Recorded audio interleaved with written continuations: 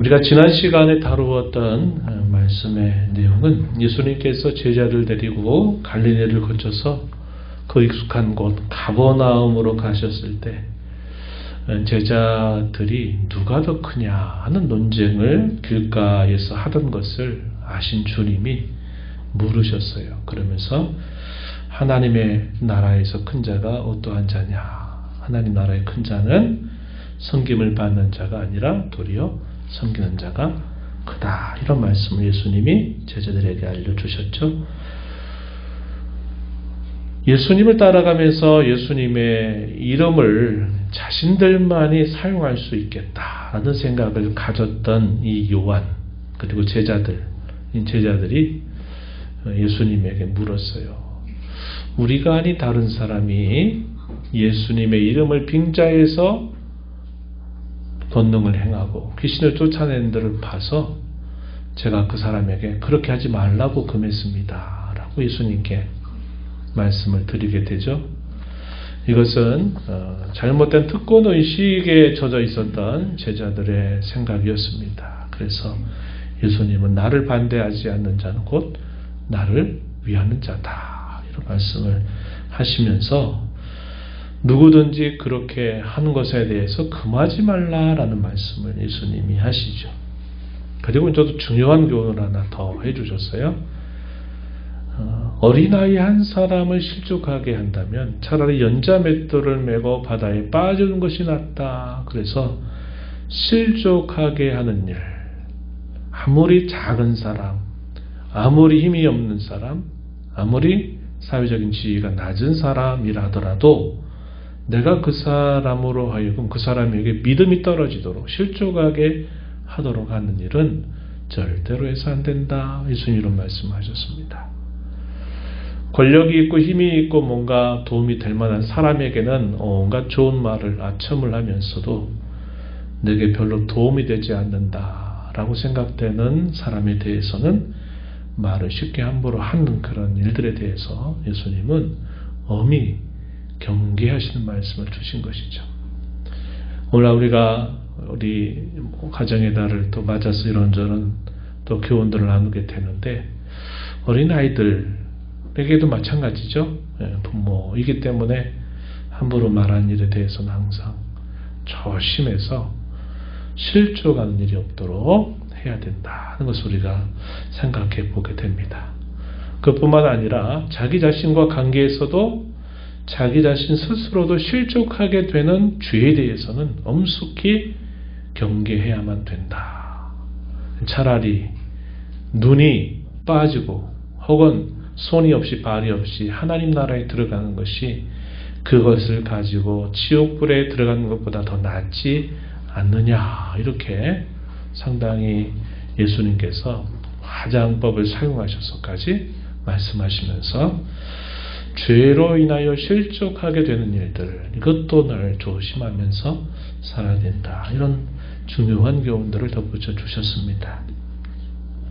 오늘 우리가 읽은 본문에서 우리가 확인하는 중요한 주제는 결혼과 이혼에 대한 주제입니다. 오늘 우리 한국 사회에 있어서도 대단히 중요한 내용들이기 때문에 이 내용들을 오늘 좀 살펴보는 것이 좋을 것 같고, 이어서 어린아이 당시에는 별로 존재 가치가 없고 도움을 받기보다는 모든 걸 다 도와줘야만 되는 그런 의존적인 존재였던 어린아이에 대한 제자들의 태도와 예수님의 모습이 너무나 상반되는 것을 또 우리가 함께 읽어보게 됩니다. 가정의 달을 맞아서 우리가 주목해야 될 교훈이 오늘 본문 속에 잘 담겨 있음을 우리가 확인하게 될 겁니다. 오늘도 성령 하나님이 저와 여러분의 마음을 밝혀주셔서 잘 깨닫고 또 순종으로 열매 맺는 귀한 우리 모두가 되기를 바랍니다. 오늘 본문의 내용은 크게 두 부분입니다. 1절부터 12절 결혼과 이혼에 대한 예수님의 가르침, 그리고 13절부터 16절까지는 어린아이를 안으시고 축복하시는 예수님의 모습이 소개가 되고 있습니다. 예수님이 제자들을 데리고서 유대 지경 곧 요단강 건너편으로 가셔서 무리를 가르치실 때 한 바리새인이 예수님에게 가까이 나왔습니다. 이 바리새인이 예수님에게 물었어요. 뭐라고 묻느냐? 예수님, 아내를 버리는 것이 옳은 일입니까? 라고 이렇게 물었습니다. 이 목적이 무엇이었느냐? 본문에 보니까 시험하여 물었다. 이렇게 2절에 표현되어 있죠. 시험하여 물었다. 무엇인가 몰라서 정말 알고 싶어서 묻는 질문이라면 그것은 주님이 얼마든지 기뻐하시면서 가르쳐 주시는 바예요. 그런데 이 종교 지도자들이 예수님에게 뭔가 나와서 물을 때는 철저하게 뭔가를 준비해 가지고 의도를 가지고 와서 예수님에게 질문을 던지는데 쉬운 질문을 던지는 게 아니라 이렇게도 저렇게도 답변하기 어려운 올무에 걸려들게 할 만한 그런 질문거리를 사전에 철저하게 준비해 가지고 예수님에게 묻는 겁니다. 예수님이 그 마음을 모르실 리 없죠. 그럼에도 불구하고 예수님은 그들이 묻는 것에 대해서 대답을 주시는 것이죠.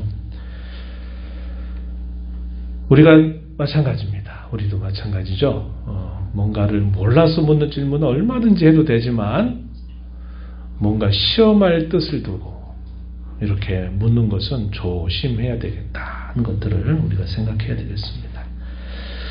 당시 이혼의 문제는 상당히 예민한 문제였습니다. 모든 시대가 그러하죠. 오늘 우리가 살고 있는 시대도 상당히 예민하고 중요한 문제입니다. 가정의 근간이 지켜지느냐 깨어지느냐 하는 데 있어서 이 이혼의 문제는 굉장히 큰 영향을 주기 때문에 예나 지금이나 상당히 예민하고 중요한 문제가 아닐 수 없죠.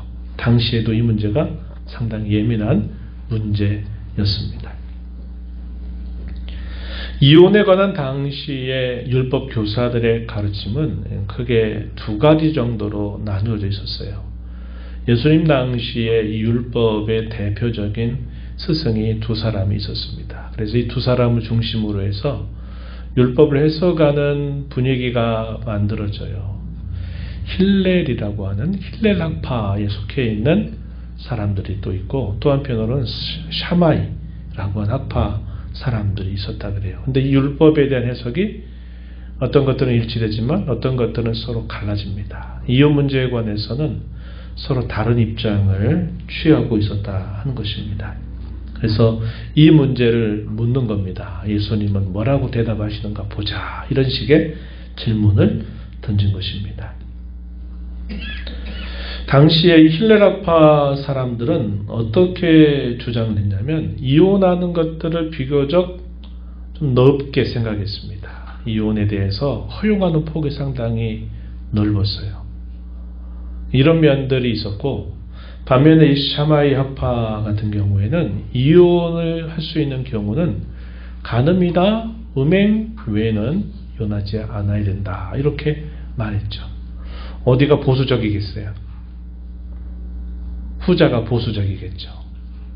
그게 성경의 가르침과는 오히려 잘 맞습니다. 모세율법에 가르치는 내용에는 그것이 잘 맞아요. 그러나 또 한편에서는 이혼하는 것에 대해서 상당히 넓게 생각해서 이 문제를 넓게 허용하는 태도를 가지기도 했다는 것입니다. 이 바리새인의 생각은 어느 쪽에 더 기울었을까? 아마도 전자 쪽에 더 기울어졌을 것 같다. 이런 생각이 드는 겁니다. 이렇게 물어요. 예수님이 먼저 되묻습니다. 자, 그러면 모세율법에는 이 문제에 대해서 뭐라고 말하는지가 한번 대답해 보아라. 이렇게 되묻습니다. 답변합니다. 뭐라고 답변하느냐? 모세는 이혼 증서를 써주어 버리기를 허락했습니다. 라고 답변을 한 겁니다. 이 말 자체는 상당히 전자에 기울어져 있는 의미를 꼭 전달하듯 하죠. 이혼 증서만 써서 준다면 이혼하는 거 허락하고 있다. 이렇게 대답을 한 것입니다. 그렇기 때문에 이제 이 부분에 대해서 예수님이 먼저 이 바리새인이 대답하는 하나의 기준선을 이야기하고 그 기준이 어떠한가를 예수님이 이제 설명해 나가시는 겁니다. 예수님이 대단히 두말할 필요 없이 지혜로우시죠. 올무에 빠져들지 않으시는 분이십니다. 왜? 의도를 다 알고 있기 때문에 먼저 그로 하여금 하나의 기준을 답변하게 만들고 그 답변에 대해서 예수님이 이제 설명을 해 나가시는 거죠. 먼저 이에 대한 말씀이 어디에 기록이 되어 있는가? 신명기 24장 1절과 2절에 이에 대한 율법의 기록이 주어집니다. 한번 찾아보셔도 되고 한번 들어보세요. 사람이 아내를 맞이하여 데려온 후에 그에게 수치되는 일이 있음을 발견하고 그를 기뻐하지 아니하면 이혼 증서를 써서 그의 손에 주고 그를 자기 집으로 내보낼 것이요 그 여자는 그의 집에서 나가서 다른 사람의 아내가 되려니와. 이 표현들을 보면 이혼 증서를 써서 주고 내보내면 되는구나. 그러면 그 여자는 이혼 증서를 가지고서 또다시 재혼을 할 수 있구나. 이렇게 말씀이 설명되고 있다 하는 것입니다. 이혼 증서를 써주게 하는 하나의 취지는 뭘까요? 이혼의 사유가 어떠한가 그 이유를 밝혀줘서 그 이혼 사유가 정당한 것인지 아닌지를 보여주기 위한 겁니다. 물론 전제는 뭘까요? 정당한 사유가 되어야만 된다는 거죠. 그래서 그 이혼 증서를 가지고 있을 경우에는 또 한편으로는 재혼을 할 수 있는 가능성을 또 보여주기도 하는 뜻이 있는 거죠. 그래서 이 이혼 증서를 써서 주라 이렇게 말하고 있었던 것입니다. 이렇게 이 모세의 율법에 기록된 이 말씀을 이렇게 간략하게 이혼 증서를 써서 주면 버리기를 허락했습니다. 이렇게 바리새인이 답변하자 예수님께서 이제 설명을 쭉 해나가시는 겁니다. 어떻게 설명하시는가? 예수님의 답변의 내용은 모세가 그렇게 한 것은 본래 하나님이 주신 뜻은 아니다. 이렇게 말씀하세요. 그것은 사람 마음의 완악함 때문에 주신 하나의 조치 같은 명령이었다. 예수님이 그것을 분명히 간파하시고 말씀을 하시는 겁니다. 사람이 마음이 부패하고 완악하기 때문에 자기 배우자가 마음에 들지 않으면 쉽게 또 다른 악한 일들을 할 수 있기 때문에 증서라고 하는 것을 분명하게 그것을 남기도록 한 거다 이 말이죠. 그 증서가 합법적이면 이혼이 허락이 되도록 해준 거죠.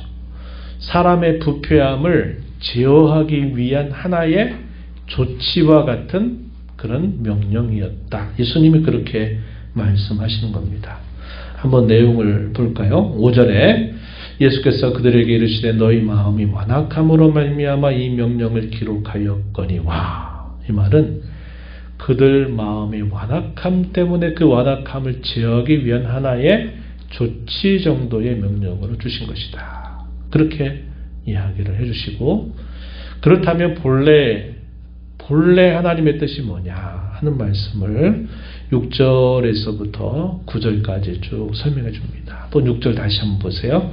창조 때로부터 사람을 남자와 여자로 지으셨으니 이러므로 사람이 그 부모를 떠나서 그 둘이 한 몸이 될지니라. 이러한즉 이제 둘이 아니요 한 몸이니 그러므로 하나님이 짝지어 주신 것을 사람이 나누지 못할지니라. 이렇게 예수님이 말씀하시면서 본래 하나님이 이 결혼 제도를 주신 그 근본적인 뜻은 바로 이것이다. 이렇게 예수님이 말씀하신 내용입니다. 이 내용이 어디 기록될까요? 창세기 2장에 기록이 되고 있는 말씀을 하신 것이죠. 골자가 뭡니까? 하나님이 사람을 지으실 때 남자와 여자를 지으셨다. 서로 성이 다른 두 인격체를 지으셨다. 이렇게 말씀하죠. 그리고서는 이 두 사람이 부부가 되도록 하는 결혼 제도를 하나님이 만들어 주세요. 그래서 이 결혼 제도는 하나님의 창조 규례에 해당이 되는 중요한 것입니다. 가정의 가장 기초 근간이죠. 남자가 부모를 떠나 그의 아내와 합하여 한 몸이 되는 것이다. 예수님께서 이렇게 말씀하셨어요. 남자가 부모를 떠나야 된다고 말하고 그의 아내와 합해서 한 몸이 되는 것이다. 이에 대한 설명은 대개 결혼식 때 많이 하는 말씀인데 이 부분은 이런 정도로 그냥 넘어가고요. 그리고 9절에 뭐라고 말씀하셨냐면 하나님이 짝지어 주신 것을 사람이 나누지 못한다. 하나님이 이것을 제정해 주셨기 때문에 우리 사람의 일반적인 생각, 기준, 판단 이런 것들로 사람이 서로 나누지 못한다. 이렇게 말했어요. 이 말은 매우 특별한 예외적인 상황을 제외하고서는 이혼은 안 된다. 이혼하는 것은 하나님이 금하신 것이다. 이렇게 말씀하고 있는 내용이 되는 겁니다. 그렇다면 적극적으로 우리 다음 세대도 있기 때문에 제가 오늘 이걸 좀 설명하려고 하는 거예요. 적극적으로 하나님이 왜 그러면 이렇게 결혼이라고 하는 제도를 만들어 주셨느냐, 그 목적이 뭐냐 할 때 결혼은 아까 얘기했지만 하나님이 인류에게 주신 첫 번째 규례에 해당되죠. 남자와 여자가 가정을 이루게 하셨다. 이 말 속에 오늘날 동성애의 결혼, 사람이 아닌 다른 존재와의 결혼을 인정해달라 하는 요구는 엄격하게 하나님의 뜻에 배치되는 것입니다. 여자와 여자가 굳이 남자와 여자가 아닌 동성 간의 결혼도 허락해 줘야 된다. 이런 요구는 하나님의 창조의 그 규례 자체를 거스르는 법이 되는 겁니다. 반드시 하나님의 진노를 부를 수밖에 없는 그런 게 돼요. 그래서 우리가 이런 차별금지법, 또 낙태법, 인권조례 이런 것들에 대해서 계속 경계하면서 기도하고 있는 부분이고 또 그런 캠페인을 펼치고 있는 중요한 이유가 될 겁니다. 결혼의 목적에 대해서는 하나님이 생육하고 번성하여 땅에 충만해라. 또 이 모든 것들을 다스리라 하시는 그 규례에 따라서 인류가 번성하게 하시도록 자손이 번성하도록 하신 거예요. 그러니까 이런 것들을 봤을 때 오늘날 결혼도 잘 안 하고 결혼을 해도 자식 안 낳으려고 하는 이것은 하나님의 뜻에 맞는 것은 아니다 하는 거예요. 우리의 선택의 문제다 이렇게 하는 것이 바람직한 것이 아니다 하는 거죠. 인류를 번성하게 하기 위한 목적이고 좀 더 구체적으로 이야기하면 경건한 후손들을 계속 계대를 이어가도록 하려고 하시는 분명한 뜻이 있는 겁니다. 믿는 자의 가정에서 믿는 자녀들이 계속 하나님을 경외하도록 내 세대에서 그것이 끝나지 않도록 계속해서 자손의 자손들이 하나님의 이름을 부르고 예배하고 하나님을 섬기게 하시려는 분명한 목적이 있다는 겁니다. 그리고 또 중요한 게 있죠. 뭡니까? 돕는 배필, 상응하는 배필로 하나님이 여자를 지어주시죠. 아담이 뭐하도록?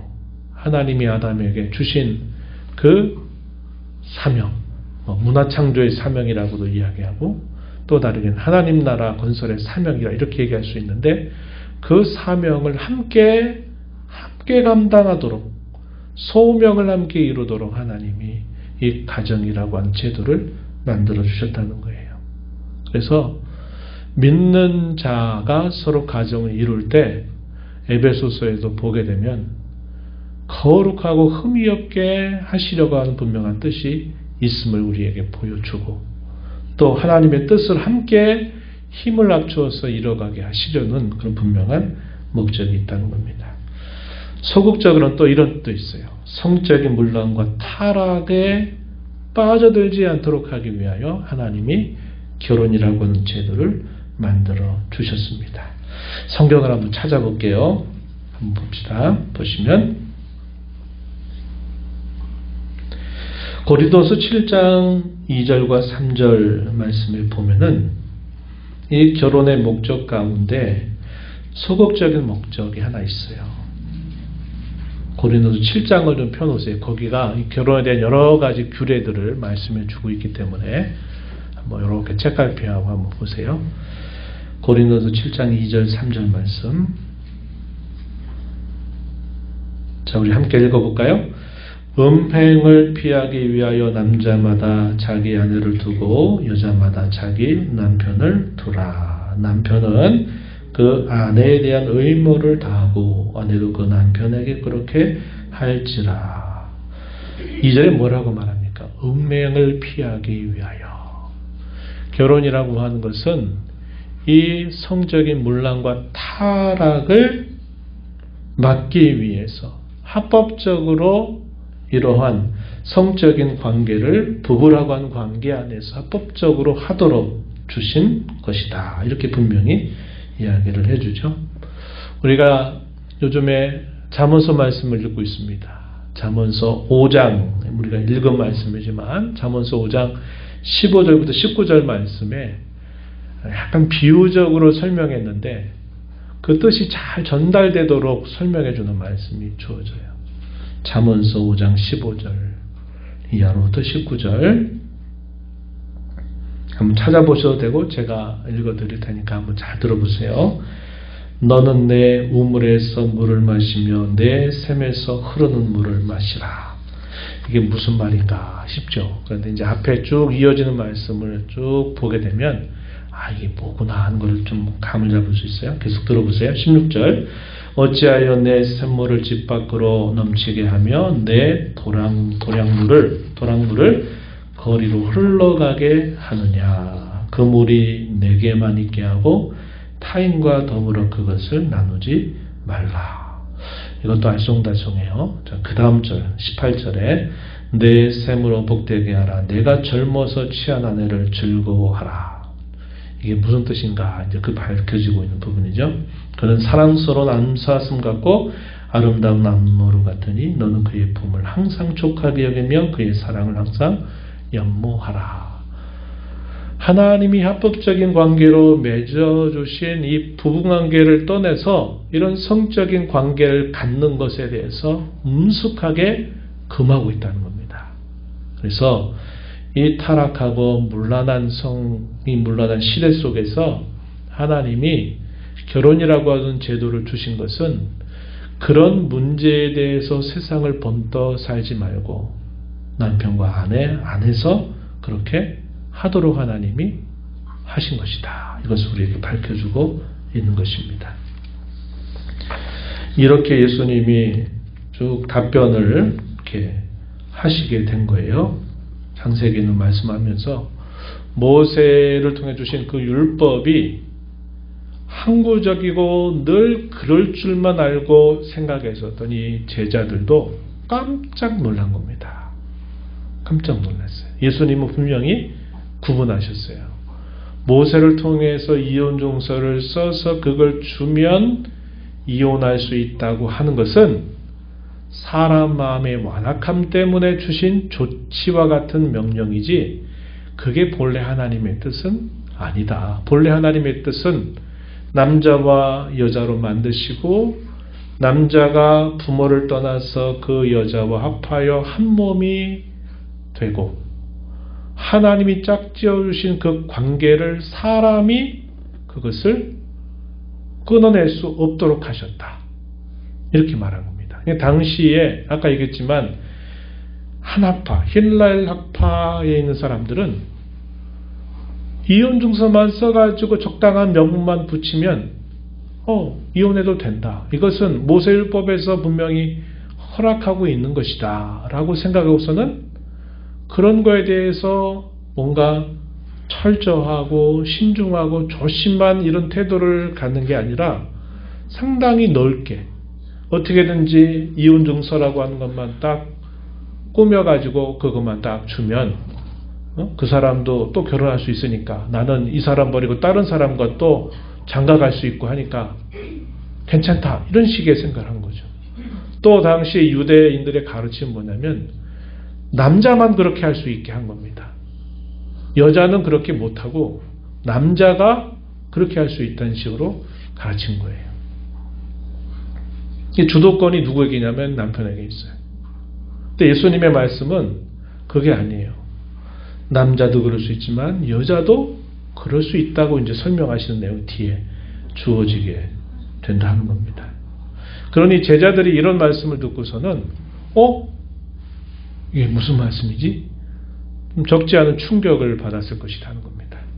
그래가지고 이 제자들이 거기서 차마 못 묻고 이제 그런 예수님의 답변이 끝나고 난 다음에 조용히 예수님과 있을 때 예수님 앞에 또 다시 그걸 되물었어요. 10절 말씀을 한번 보세요. 10절. 집에서 제자들이 다시 이 일을 물었다 그랬습니다.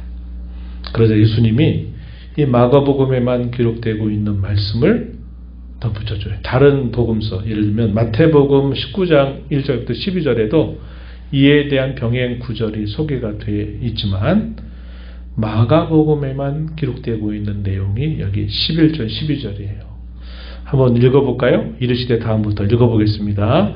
누구든지 그 아내를 버리고 다른 데 장가 드는 자는 본처에게 간음을 행하며 또 아내가 남편을 버리고 다른 데로 시집가면 간음을 행함이니라. 먼저 보세요. 11절에 누구든지 그 아내를 버리고 누가 한 겁니까? 그렇죠. 남자가 한 거겠죠. 아내를 버리고 다른 데 장가 드는 거. 다른 여자와 장가 드는 거죠. 결혼하는 거죠. 그 다음에 12절에서는 아내가 남편을 버리고 이건 누가 하는 겁니까? 말 그대로 여자가 남편에게 하는 거죠. 이혼을 시행하는 겁니다. 그죠?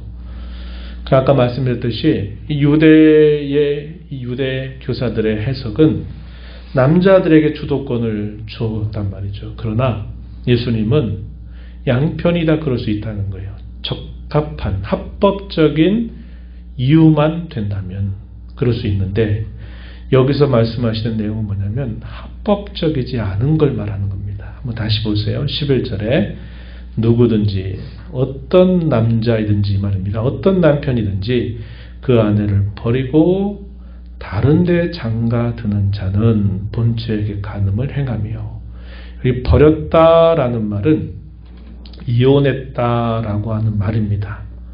근데 여기서 말하는 의미가 뭘까요? 합법적이지 않은 이혼을 하고서 다른 사람에게 장가드는 것은 그 이혼한 본처에게 간음을 행하는 것이다. 이렇게 말하는 겁니다. 또 반대의 경우도 그대로 성립되는 거예요. 12절 아내가 합법적이지 않은 이유로 남편과 이혼하고 다른 남자에게 시집가면 그는 자기의 처음 남편에게 간음을 행한 것이다. 이렇게 말하는 겁니다. 그래서 여기서 전제되고 있는 중요한 뜻이 뭐냐면 합법적이지 않은 이혼, 남자든 여자든 합법적이지 않은 이혼을 하는 경우에는 시집을 가거나 장가를 가는 것은 본처 혹은 본 남편에게 간음을 행하는 죄가 된다는 겁니다. 그것은 재혼할 수 없다 이 말이에요. 재혼해서는 안 된다 하는 것을 말해주고 있는 뜻이 되는 겁니다. 한편의 비합법적인 재혼은 여전히 상대에 대한 간음이에요. 간음이 되는 거라고 분명히 말씀하시죠. 그러나 다른 한편에 재혼은 합법적인 것으로 여겨질 수 있다는 것입니다. 그렇다면 이혼할 수 있는 정당한 조건 혹은 사유가 되는 게 몇 가지 있어요. 몇 가지, 그게 세 가지 정도를 생각해 볼 수 있습니다. 첫 번째는 사별입니다. 사별. 한편이 먼저 죽는 경우에는 재혼을 할 수 있다. 고린도서 7장 39절 말씀 한번 다시 보실까요? 7장 39절 보면은 이렇게 소개합니다.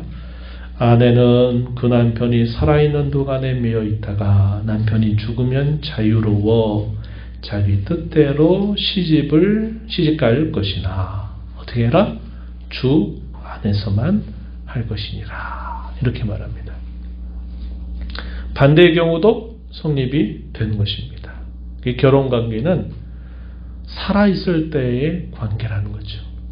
장가가고 시집가는 것은 늘 이야기하지만 인륜관계입니다. 영원으로 이어지는 관계는 아니에요. 영원한 하나님의 나라에는 시집가고 장가가는 일 없어요. 이 땅의 일생관계에서 결혼하는 겁니다. 사별이 될 경우에는 얼마든지 재혼해도 된다. 이렇게 말하고 있고요. 재혼을 하라고 하는 건 아니라 재혼해도 합법적이다. 이 말입니다. 두 번째는 뭘까요?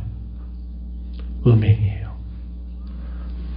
남편이 아내에 대해서 또 아내가 남편에 대해서 신지를 못 지키고 다른 여자 혹은 다른 남자와 더불어 간음을 행할 경우에 이혼의 명백한 사유가 됩니다. 물론 이혼을 안 할 수도 있어요. 그러나 이혼을 해도 그것은 합법적이라고 말하는 것입니다. 마태복음 19장 19절 병행 구절인 마태복음 19장 9절에서는 이렇게 좀 더 덧붙여 설명했어요. 내가 너희에게 말하노니 예수님이 그들에게 하신 말씀이죠. 누구든지 음행한 이유 외에 아내를 버리고 다른 데 장가드는 자는 간음한 것이다. 이렇게 예수님 말씀하셨어요. 음행의 연고 외에 사람이 스스로 나누지 못한다. 하나님이 짝지어 주신 이 관계를 사람이 나누지 못한다 할 때 허용이 되는 그런 경우는 바로 이 음행이라고 하는 것이 이유가 될 때 그럴 수 있다는 겁니다. 물론 제겠지만 반드시 해야 되는 것은 아니에요. 옛날에 우리 어르신들 남편이 박하에 가서 막 엉뚱한 짓 하고 와도 어떻게 하셨어요? 그래도 그냥 참고 그렇게 하면 나중에 드디어 우리 아내밖에 없다고 막 이렇게 하는 경우들이 참 많았죠. 얼마나 참 우리 특별히 이렇게 나이 드신 우리 여성분들이 얼마나 그 어려운 그런 때를 잘 했는지 몰라요. 그렇게 할 수 있으면 그렇게 해도 돼요. 그러나 이혼해도 그게 불법은 아니었다는 겁니다. 세 번째 이유가 또 하나 있어요. 그건 뭐냐면 신앙을 이유 삼아서 신앙이 다른 것 때문에 이혼을 요구할 때는 갈릴 수 있다고 허용됩니다. 고린도서 7장입니다. 7장 10절 이하로부터 15절 내용에 자세하게 소개가 됩니다. 그래서 이 고린도서 7장의 내용을 제가 아까 여러 번 볼 거니까 여기는 좀 이렇게 체크해 두더라 그랬는데 고린도서 7장 10절로부터 15절 자 제가 좀 빨리 한번 읽어볼게요. 한번 보세요. 결혼한 자들에게 내가 명하노니 가로 넘어서고 여자는 남편에게서 갈라서지 말고 남편도 아내를 버리지 말라. 그 나머지 사람들에게 내가 말하노니 만일 어떤 형제에게 믿지 아니하는 아내가 있어 남편과 함께 살기를 초하거든 그를 버리지 말며 어떤 여자에게 믿지 아니하는 남편이 있어 아내와 함께 살기를 초하거든 그 남편을 버리지 말라. 어떻게 하라는 겁니까? 한편이 믿지 않는 경우라 하더라도 함께 있기를 원한다면 결코 버리지 말아야 된다. 이런 경우 어떻게 할까요?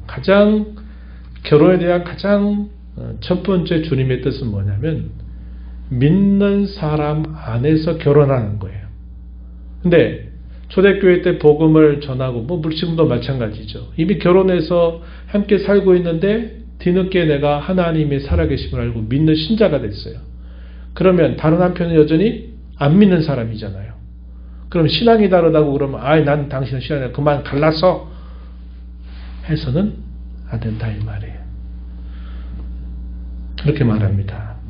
그 이유에 대해서 14절에 이렇게 말합니다. 믿지 아니하는 남편이 아내로 말미암아 거룩하게 되고 믿지 아니하는 아내가 남편으로 말미암아 거룩하게 되느니 그렇지 않으면 너희 자녀도 깨끗하지 못하니라. 그러나 이제 거룩하니라. 15절 내용을 이제 한번 보시면 이렇게 표현했어요. 혹 믿지 아니하는 자가 갈리거든 갈리게 하라. 신앙을 이유 삼아서 당신이 기독교 신앙 하나님 믿는 것 때문에 나 당신과 난 도무지 못 살겠다고 막 이렇게 하는 경우에는 갈리게 할 수 있다는 겁니다. 이것도 허용적인 거예요. 그렇게 하라는 게 아니라 그럴 경우에 허용된다. 합법적으로 허용될 수 있다. 이렇게 말합니다. 그러나 그 다음 표현 보세요. 그러나 하나님은 화평 중에서 너희를 부르셨다. 합법적으로 갈라설 수, 이혼할 수 있지만 그러나 그것이 적극적인 것은 아니고 허용될 수 있는 정도다. 이렇게 이제 얘기를 하고 있는 겁니다. 제가 쭉 오늘 이 시간 통해서 몇 가지 이야기를 했어요. 결혼의 목적, 결혼을 제정하신 분이 하나님이시다. 그리고 결혼을 해서 이혼을 할 수 있는 경우는 몇 가지 예외적인 경우 외에는 절대로 이혼해서는 안 된다. 이게 분명히 말씀되고 있는 것입니다. 특별히 결혼하지 않은 우리 청년부터 우리 꿈나무들 꼭 잘 기억하셔야 돼요. 이거 꼭 기억해야 됩니다. 이 세상의 가치관이나 이 세상의 경향은 하고 싶으면 해. 아니 뭐 그게 뭐 요즘에는 다 그거 한번 해도 괜찮다더라. 요즘에 매스컴, 방송, 이혼한 사람들이 나와서 막 그것을 이렇게 할 때 그것이 마치 뭐 한번 해도 되는 것처럼 이런 식으로 만들어내는 것들은 하나님이 금하신 거다. 여러분들이 원칙을 반드시 가져야 합니다. 그리고 우리 어머니 또 우리 아버지 되시는 분들도 내 자녀들이 혹은 내 손자 손녀들이 그렇게 되지 않도록 여러분들이 기회 있을 때마다 잘 가르치고 또 기도해서 가정의 근간을 잘 지켜나가는 일에 우리가 할 수 있는 최선을 다해야만 된다 하는 것입니다. 두 번째 얘기는 이건 다음에 될 것 같아요. 그죠? 이거는 시간이 좀 지나고 첫 번째 이야기로 마무리 짓겠습니다. 결혼과 이혼에 대해서 세상 사람들의 경향, 가치관, 말과 행실과 삶, 우린 결코 그거 따라서 안 돼요. 세상의 법이나 세상의 관습이 이제는 그런 거에 너무 매여 살지 마. 아무리 방송으로 떠들어대고 아무리 그것을 희화하고 미화하는 일이 있다 하더라도 우리 그리스도인의 법은 성경의 법이에요. 그리고 세상법입니다. 세상법이 성경보다 위에 갈 수는 없어요. 그렇게 해서는 안 된다 하는 겁니다. 오늘날은 결혼을 많이 하지 못하죠. 우리 한국 사회에. 더더군다나 결혼을 해도 자녀를 출산하지 않으려고 하는데 이것도 하나님의 뜻이 아니에요. 아니에요. 이혼을 너무나 잘하는 세대가 되어버렸습니다. 옛날에 어르신도 이제는 좀 자유롭고 싶다고 황혼이혼. 자식들 다 시집장가 보내고 이제 다 했으니까 이제 우리도 좀 떨어져 헤어져서 삽시다 해가지고 황혼이혼. 안 됩니다. 안 돼요. 가정을 우리 그리스도인들이 지켜가야 합니다. 지금 인구절벽의 위기를 우리 대한민국이 가장 빨리 맞게 돼 있다고 지금 많이 알려져 있는 것 우리가 알고 있죠. 초대교회 당시에도 가정을 누가 지킵니까? 누가 그 가정을 지켰을까요? 예수님을 주님으로 믿는 사람들이 가정을 지켰어요. 성적으로 무너졌던 시대에 예수 믿는 사람들이 순결을 지키고 거룩함을 지키고 그리스도께 대한 순종으로 배우자에게 대하고 자녀를 낳으면 신앙으로 양육하고 하니까 그 성적으로 물러났던 시대 가운데서 그리스도인들이 가정을 지켜서 나중에 이 로마 사회를 기독교화하는 일에 큰 역할을 감당하죠. 오늘 우리 한국 사회에 있어서도 우리가 보루가 되어야 됩니다. 가정을 지키는 일 우리 그리스도인들이 잘 지켜 나가야 돼요. 경건한 후손들이 지금 끊어지는 위기를 다 맞고 있습니다. 그래서 우리가 건전한 올바른 결혼을 잘 준비해서 하도록 하는 일과 결혼해서 이런저런 많은 어려움들을 겪게 될 때 그 어려움을 견디지 못해서 헤어지고 말고 또 하고 하는 식의 이런 식의 하는 것들을 우리가 하지 않도록 우리 자녀들을 위해서 기도하고 또 결혼하지 않은 우리 형제 자매들 또 우리 꿈나무들은 말씀에 따라서 건강한 결혼을 해야 되고 또 가정을 잘 지켜가고 경건한 후손들을 또 잘 양육하고 해서 주님 오실 때까지 이 신앙의 계대가 끊어지지 않도록 해야 될 책임이 저와 여러분에게 주어져 있다는 겁니다. 이것을 잘 지켜나가는 교회와 저 여러분 모두가 되기를 진심으로 바랍니다. 하나님 아버지, 오늘 예수님과 바리새인과의 논쟁 속에 이혼 증서를 주면 아내를 버려도 좋다라고 하는 모세의 율법에 대하여 대단히 느슨하게 생각하고 얼마든지 이혼에 대해서는 또 할 수도 있고 또 다시 재혼할 수 있는 것처럼 그런 분위기를 만들었던 일들에 대하여 우리 예수님은 엄격하게 그것을 금하시고 가정을 바르게 세워야 될 것을 주님은 말씀하여 주셨습니다.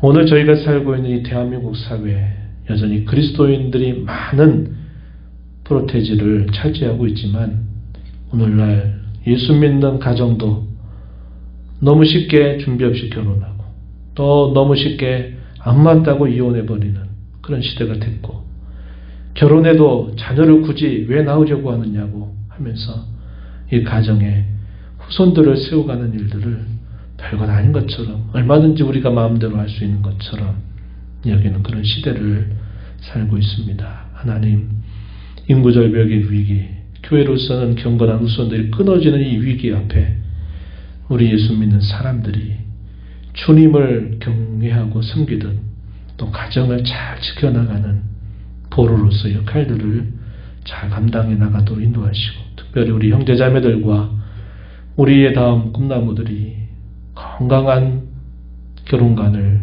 준비하고 또 건강한 가정을 잘 이루어가서 주님이 기뻐하시는 가정이 되어가도록 하나님께서 은혜 베푸시고 인도해 주시기를 간절히 바라옵나이다. 예수님 이름으로 기도하옵나이다. 아멘.